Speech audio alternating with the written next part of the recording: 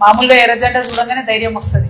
ఇవాళ ఇంతమంది వచ్చి నిలబడి మీరు పార్టీ పెట్టండి, ముందుకు నడవండి, మీతో పాటు మేము నడుస్తామని ఒక అడుగు ముందుకేసి మేము ఈ జిల్లా బాడీలో ఉండేటటువంటి వాళ్ళతో కూడా కోఆర్డినేషన్ చేసుకుంటామని ఒక కార్యాచరణ రూపొందిస్తున్నారంటే నిజంగా అది మారోజు వీరన్న గారు ఇచ్చినటువంటి స్ఫూర్తి. అనేక మంది విప్లవోద్యమాల్లో మన తెలంగాణలో పనిచేసిండ్రు, పాపం వేలాది మంది పోయిండ్రు. కొంతమంది మాజీ మావోయిస్టులు లొంగిపోయినటువంటి వాళ్ళు కూడా ఉన్నారు. ఆనాడు తెలంగాణ ఉద్యమం ప్రారంభమైనప్పుడు ఈ మాజీ మావోయిస్టులు, ఈ మాజీ మావోయిస్టులు అనడం కన్నా లొంగిపోయినటువంటి మావోయిస్టులు, విప్లవోద్యమంలో పనిచేసినటువంటి అనేక మంది మరి బీఆర్ఎస్ పార్టీలో ఆనాడు చేరి బీఆర్ఎస్ పార్టీ బలపడడానికి, తెలంగాణ ఉద్యమం అనేటటువంటిది మొత్తం రాష్ట్రం అంతా కూడా పాక్కుపోవడానికి వారొక శక్తిలాగా, చోదక శక్తిలాగా ఆనాడు పనిచేశారు.